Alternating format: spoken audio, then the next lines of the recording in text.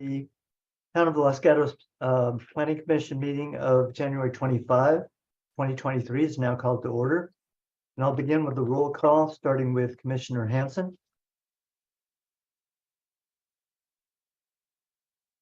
I'm here, sorry. And Commissioner Gatos. Here. Commissioner Thomas. Here. Commissioner Clark. Here. Commissioner Burnett. Here. And Vice Chair Raspy. Here. And I'm as well. So as we begin the meeting tonight, I request that the staff make a presentation on the town's policy on civility and decorum.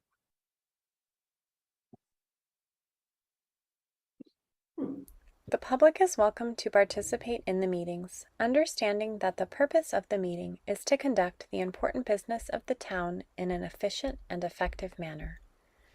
For the benefit of the entire community, the Town of Los Gatos asks that all speakers follow the town's meeting guidelines by treating everyone with respect and dignity. This is done by following meeting guidelines set forth in state law, in the town code, and on the cover sheet of the agenda. The town embraces diversity and strongly condemns hate speech and offensive hateful language or racial intolerance of any kind at board, commission, or committee meetings. Town council and staff are well aware of the public's right to disagree with their professional opinion on various town issues. However, antisocial behavior, slander, hatred, and bigotry statements are completely unacceptable and will not be tolerated in any way, shape, or form at board, commission, or committee meetings. All public comments at the board, commission, or committee meeting must pertain to items within the subject matter jurisdiction of the town and shall not contain slanderous statements, hatred, and bigotry against non-public officials. The town will go through the following steps if a disturbance results from a member of the public not following these rules. If participating remotely, town staff may mute the individual with an explanation for the record of why muting occurred consistent with this policy. If participating in person, the chair may call a recess for violation of this policy, resulting in the immediate cessation of the audio and video recording and the commissioners exiting the chamber or meeting room. Staff will determine if the individual should be removed or if all members of the public should leave, depending on the extent of the disturbance. In the event that all public members exit, only the press would be allowed back in the meeting. Once the individual or individuals leave, the commissioners would return to the chamber or meeting room and the chair would resume the meeting. Persons disrupting a board, commission, or committee meeting may be cited for violation of the California Penal Code, Section 403.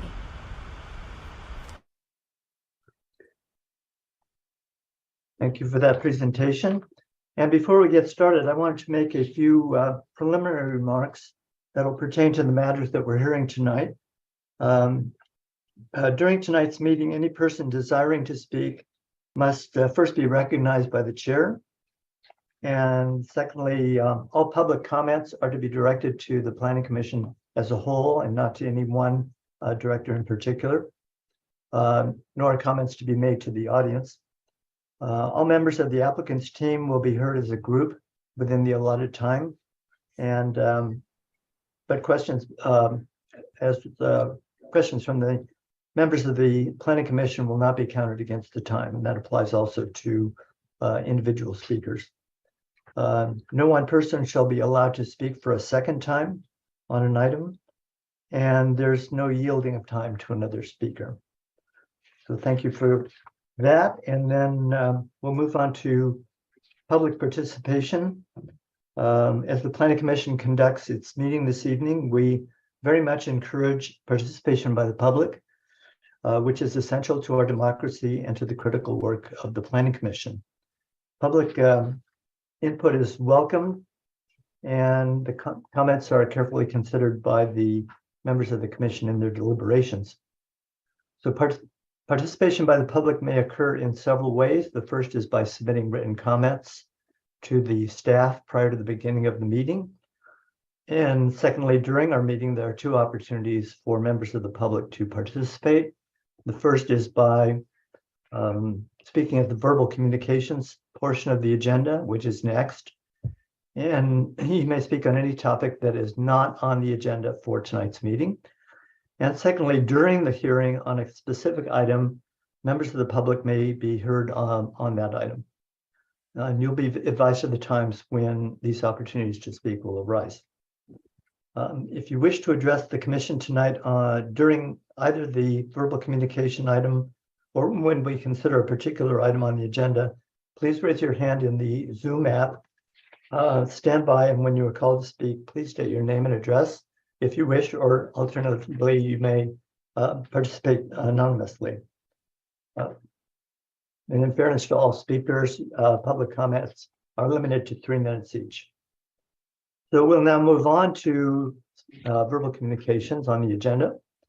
And again, members of the public are invited to address the commission on any matters not on the agenda.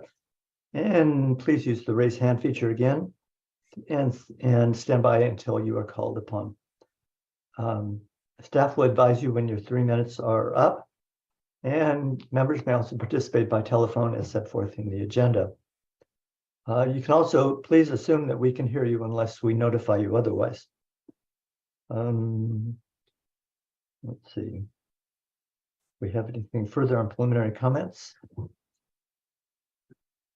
All right, I think we're prepared to proceed. Are there any members of the public who wish to speak at this time on matters not on the agenda?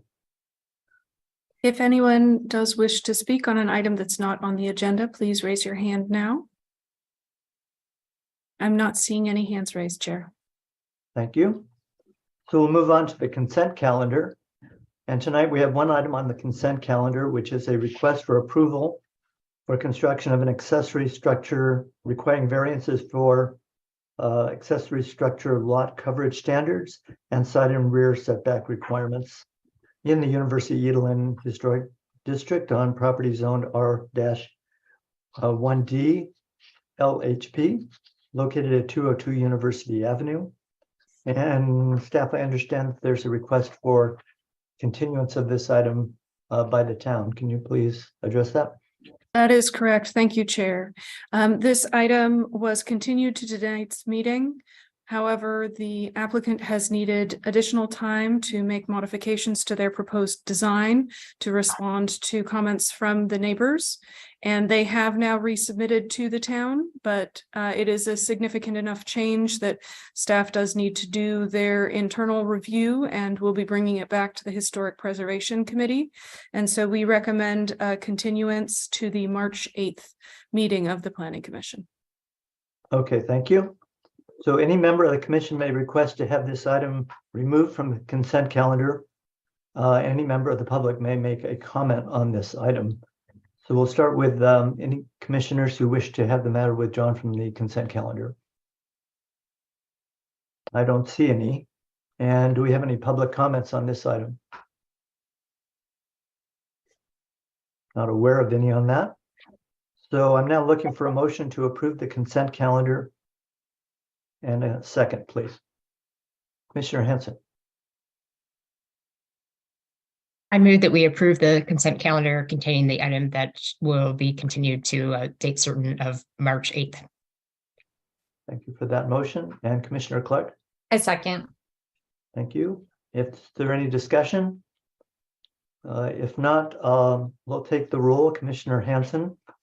Is he? Yes. Commissioner Janoff. Yes. Commissioner Thomas. Yes. Commissioner Clark. Yes. Commissioner Burnett. Yes. Vice Chair Raspy. Yes. And I vote as well as yes. So the matter passes. The motion passes 7-0. And let's see. Oh, can staff comment on the fact that the January 11th meeting minutes are not part of the consent calendar this time? Thank you, Chair. Those were not completed in time for inclusion in your packet, but will be included at the next opportunity. Okay, thank you. So we'll now move on to public hearings and item number 2 on the agenda. This is a request for approval. Actually, it concerns a request to the commission for a recommendation to the town council for approval of modification of Plan Development Ordinance 2172 to increase the maximum residence size allowed on Lot 14 on property zone HR-5PD located at 300 Mountain Laurel Lane, APN 567-24-023, Plan Development Amendment PD-22-001. And the property owner is Bright Smile Dental Office Defined Benefit Plan, and the applicant is Kunling Wu, trustee. So I note that staff has made a request for a recommendation for approval of this item, but we'll now proceed and ask the commissioners if they've had an opportunity to see the property. By raise of hands. Thank you. And are there any disclosures by commissioners? I'm sorry, Ms. Armour, you have a comment? Yes, I did want to share that I believe Commissioner Hanson needs to be recused because of proximity to the project. I did not know that, but I do live on Santa Rosa Drive. So am I 1,000 feet from the property? Okay, well then you can take me into the attendees.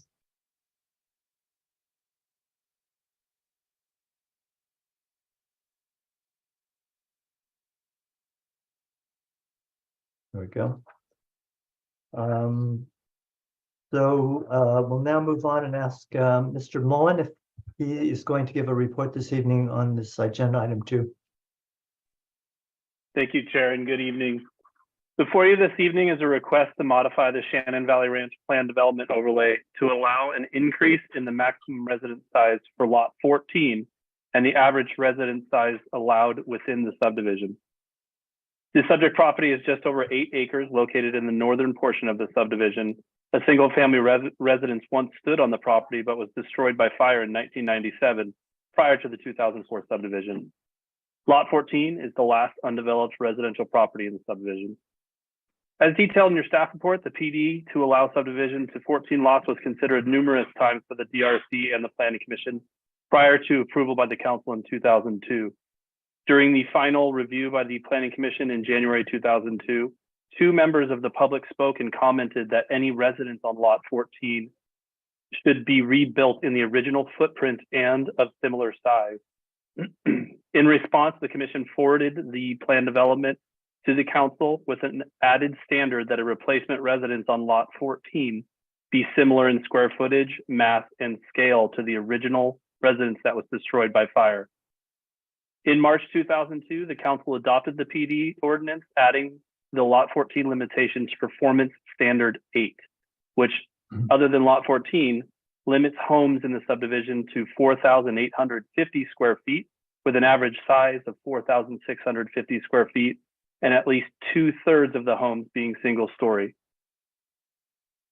Town records for Lot 14 do not provide much detail on the original residence. Included with your staff report is a letter from 2016 indicating that the original home was 1 story and approximately 2,400 square feet. Other anecdotal information indicates that the size of the original residence may have been closer to 3,000 square feet. Given the incomplete nature of the records for Lot 14, staff has messaged to the public over time that the lot could be developed with a single-story residence with a maximum size of 3,000 square feet and should be located in the general area of the previous residence, and any new residence would be subject to an architecture and site approval. After recently purchasing the property, the applicant contacted staff to explore the development potential of the property. Staff provided guidance on the limitation imposed by the PD and referred the applicant to the Conceptual Development Advisory Committee to obtain preliminary feedback on increasing the allowed residence size to 6,000 square feet. As detailed in your staff report, the CDAC expressed some concerns with the preliminary proposal and recommending that the maximum residence size be more in line with the development in the subdivision. The applicant has revised their request in response and now seeks a maximum residence size of 4,850 square feet. This increase also requires a change to the average residence size from the 4,650 square feet to 4,000 655 square feet, excuse me. Exhibit 14 includes revised performance standard 8, reflecting the applicant's request. At this time, no development is proposed. A future proposal for a new residence would be subject to discretionary review under a public hearing under an architecture and site application. Based on the analysis provided in the staff report, staff recommends forwarding a recommendation of approval to the town council. This concludes my presentation, and staff is available for any questions. Thank you very much, Mr. Mullen. Are there any questions of staff from members of the commission at this time? Commissioner Clark. Thank you. I just have a question about the request for the 5-foot increase in the average size. Is that just because this lot increases the total average to 5 feet over what's currently allowed? Thank you for that question. Yes, that's the case. Currently, the average only considers lots 1 through 13. So by the addition of a lot 14 at 4850 would bump the average up by 5 feet. Okay, cool. Thank you. All right. Thank you. Any other questions of staff at this time? And there will be a further opportunity to do so later in the meeting. I don't see any, so we'll now open the public portion of the public meeting and give the applicant an opportunity to address the commission for up to 5 minutes. And Ms. Armour, do we have the applicant ready? So if we have someone, I see a hand raised, so we will allow you to speak. The participant named Home, you should be able to speak now. Hi, this is Derek. I'm speaking on behalf of Colleen Wu, trustee for the Bright Smile Dental Trust Fund for this property. And we have went with the staff recommendations to communicate with the HOA as well as the neighbors. We understand that the HOA has given us some feedback regarding any future site development and the concerns that they have regarding building a driveway, etc., and some potential drainage issues on site. However, according to Mr. Mullen as well, this is not a actual a proposal for any kind of development on the site yet, simply a change to the size of what is permitted to be built on site, similar to lot 1 through 13, which is within the HOA neighborhood. I believe we have done our very best as a non-commercial entity to meet the city's requests regarding this proposal. If there's any further actions we need to take, we'll be happy to do so. Thank you very much. Okay, thank you. And are there any questions for Derek at this time? I'm not seeing any. So at this time, we'll invite comments from members of the public who may wish to speak on this matter, and again, remind them to use the raise hand feature on Zoom and speak when you're called upon. Do we have any members of the public? If we have anyone here this evening to speak on this item, please raise your hand. I'm not seeing any hands raised, Chair. Okay, then we'll move on and ask Derek if you wish to make any further comments to close when you have up to 3 minutes additional, if you wish to proceed with that. At this time, thank you very much for your time. We would just ask any commissioners if you guys had any other comments or thoughts regarding an actual building of a single-story home on site for future reference, in terms of what we any considerations that we should look into, in the planning phase, so as to not, meet any significant challenges in the future. We already got some feedback from the HOA, of which we will, take into serious consideration and addressing those concerns. Thank you. I appreciate that. And are there any further questions of the speaker by members of the commission? I'm not seeing. I had one question, Derek, about the extent of the public outreach.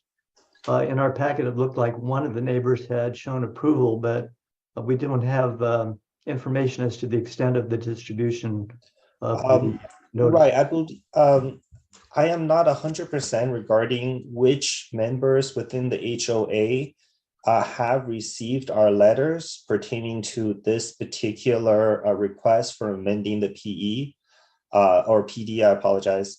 But I believe it has went through the HOA. We did get more than one person's feedback from the HOA regarding potential drainage concerns, traffic concerns, also considerations with adjacent hiking trail that is next to the site. So all of those, I think, are great, advice in terms of moving forward. But there are neighbors that says to talk to the HOA. From my understanding, I didn't personally involve in the discussion, but from what I understand with Colleen Wu is that the neighbor says just refer to the HOA's feedback and counsel. And I believe the HOA has done a great job in terms of reaching out to everybody within the community. Okay, thank you for that comment. And if there's nothing further from commissioners for the speaker, I'll close the public portion of the public hearing and ask if commissioners at this time have any further questions of staff, wish to comment on the application, or introduce a motion. Commissioner Thomas. I believe Vice Chair Raspy had his hand up first, which is fine. Why don't you go ahead? Okay. I just wanted to confirm that this recommended change, if we forward this recommended change, I just want to confirm by staff that 4,850 square feet would be the maximum. They wouldn't have to build a house that size, correct? That's correct. Okay, thank you. And Vice Chair Raspy. Thanks, Chair.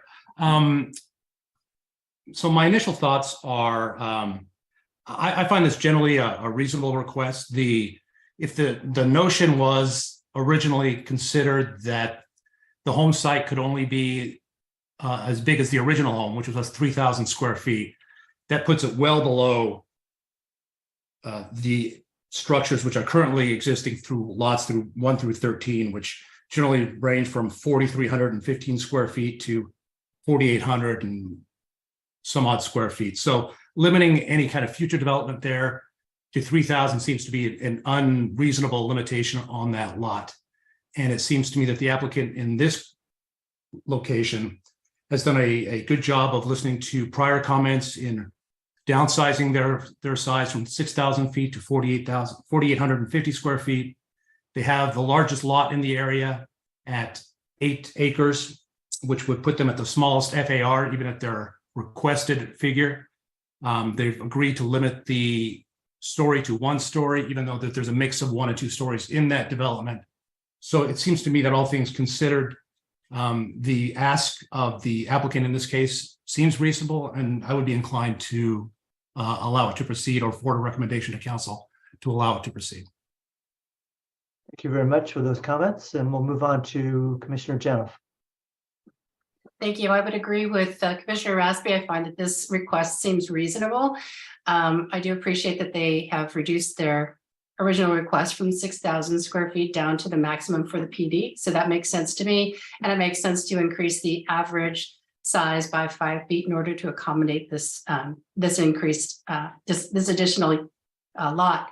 I do have a question for staff. Since this house will be placed on the ridge, and it may not be a significant ridge, but my question is, would the hillside design standards and guidelines apply with respect to the height of this proposed structure? And I know that's not before us tonight, but when it comes to architecture and site or down the line to the Planning Commission, I would ask staff if the 18-foot limit for a home that's visible on a ridge would apply to this potential site. Thank you for that question. Under an architecture and site application, the hillside development standards and guidelines would certainly apply. And you are correct, this ridge is not identified as a significant ridge in the hillside specific plan. I think evaluation and careful consideration of the visibility impacts. There is one viewing area where there is some potential for visibility over by Lee High School. off of Los Gatos Almaden. If it were found to be visible, obviously it would be limited to a height of 18 feet. Staff will have to look at the architecture and site application or even some preliminary plans from the applicant to definitively determine if that knoll or that outcropping would qualify as silhouetting on a ridge, I think is the language that's used in the hillside guidelines. It does sit, I can't remember the exact figure, it's quoted in the staff report, it does sit some feet below the ridge that Santa Rosa traverses. But looking a little bit more closely today, that it does have the potential for visibility from that area near Lee High School. So we'd have to look at that carefully. I would say that there is a performance standard that's not subject to this application that does limit height in the PD. So it would obviously be subject to that. The applicant is proposing a single story, which would be part of the limitation. And we would continue to look at things as the project details develop. Thank you for that. I just wanted to confirm because the performance standard, I think number 9 or 10, does give a limit of 25 foot height, but as we know from our item from last week's agenda or last meeting's agenda, we were looking for something well under that height, should it be visible. So thank you for clarifying that staff will be looking at that closely. Thank you. And then we'll move on to Commissioner Thomas. I think that Commissioner Clark had her hand raised before me. I'm sorry, Chair. They're kind of blending into the back. I know it's blending. For hers is definitely blending in. Yeah, I'll make mine yellow. Thank you. Yeah, I feel comfortable with this request, and I'll just list off a few of my reasons. So I think it having the lowest FAR demonstrates that this size increase is reasonable.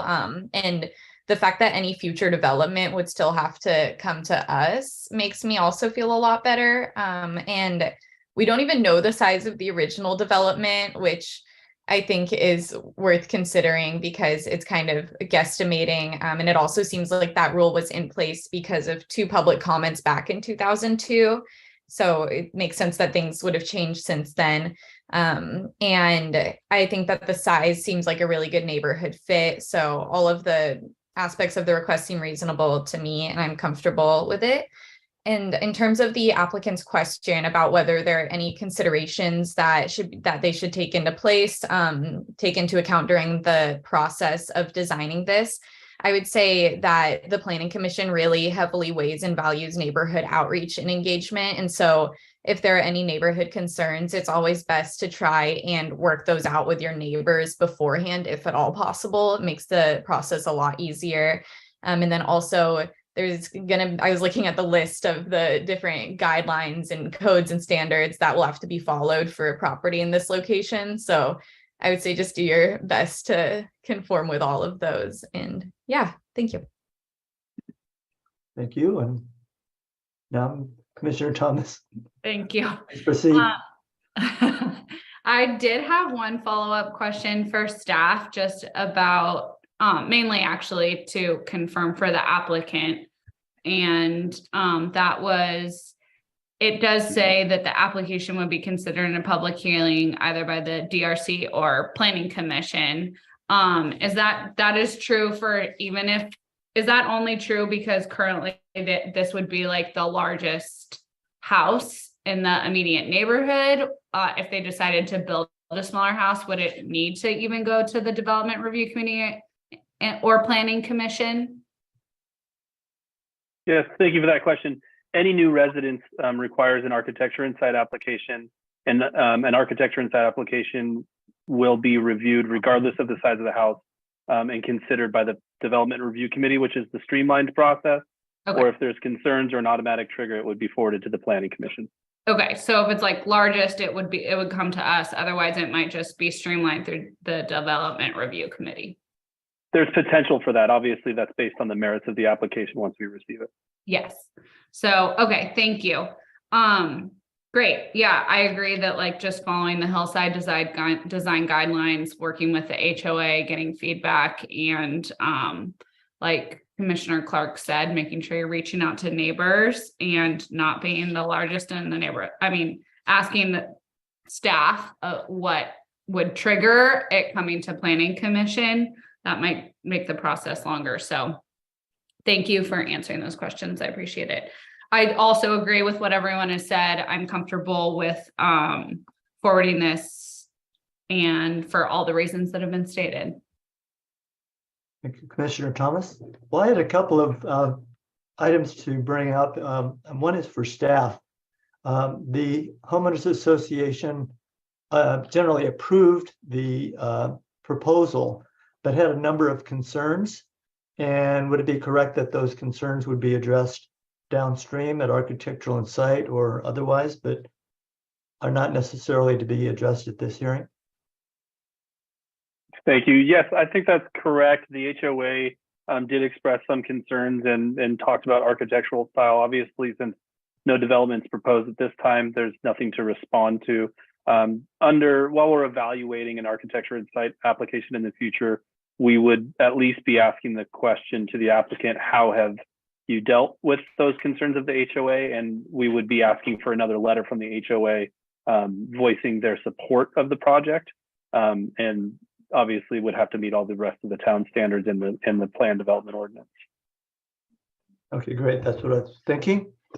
And then I had just a couple of comments to add to what's been brought up so far. I think that the fact that there's only a 5% increase over the average home size resulting from the 4850 is de minimis. I think that the fact that there's a small FAR, as was mentioned previously, is certainly in favor of the application. And there's general conformance addressed with conformance with the recommendations of the CDAC. So from all those perspectives, I certainly would be in favor of a motion and will therefore ask if anyone wishes to propose a motion at this time. Commissioner Clark. Yeah, I can try. So I move to forward a recommendation of approval to the town council on a request for modification of a plan development ordinance 2172 to increase the maximum residence size allowed on lot 14 on property zone HR 5 PD located at 300 Mountain Laurel Lane. And I can make the finding that it meets the requirements set forth by section 29.80.095 of the town code, and that it is consistent with the town's general plan. Thank you for that motion, and I'm looking for a second. Commissioner Thomas. I second that motion. Do we also need to include that it's acknowledge that it's exempt from CEQA? Maker of the motion want to comment on that? It can't hurt, right? I don't know. I'm asking staff, I guess. Is that a requirement or do we need to include that?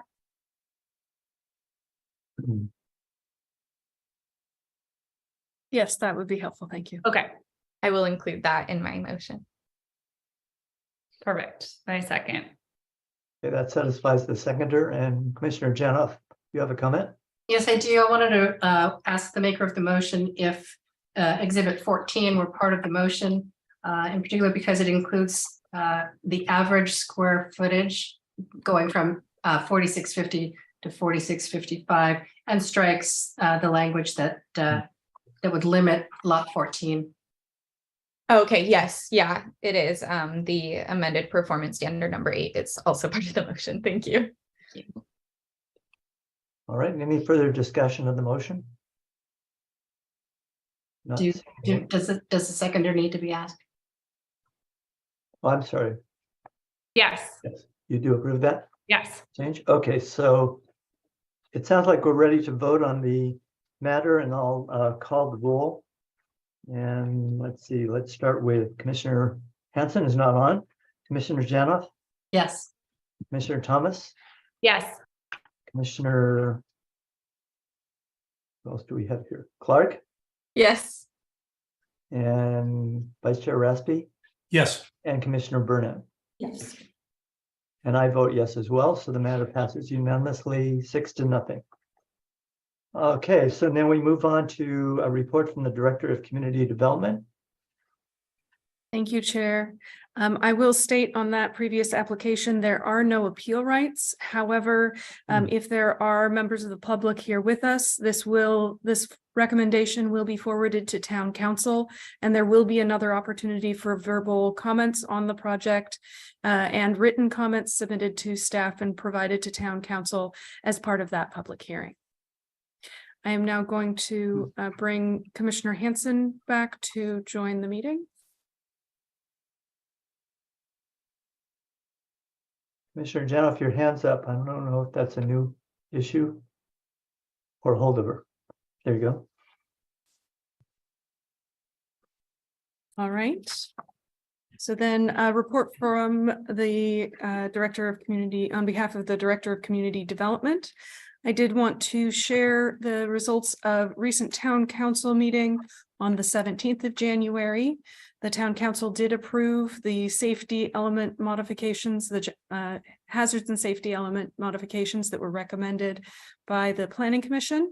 They also did decide to grant the fence height exception appeal for the project at 755 Blossom Hill Road.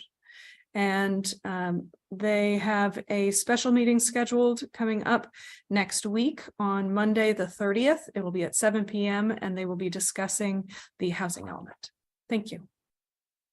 Thank you for that. Are there any questions from commissioners for Ms. Armour on the report? I don't see any.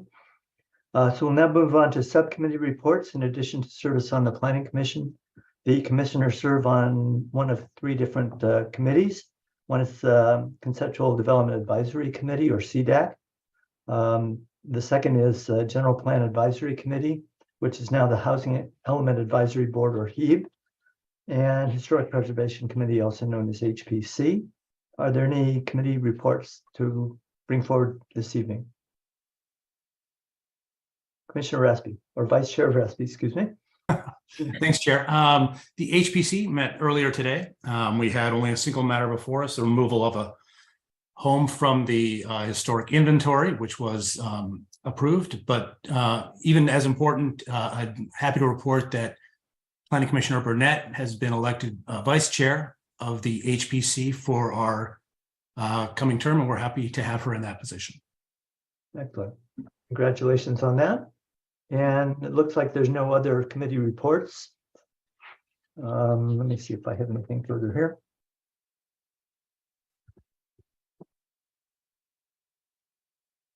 No, I just wanted to thank the commissioners for their preparation and participation, and staff for their hard work as well. And there being no further business before the commission, I call the meeting adjourned. Thank you.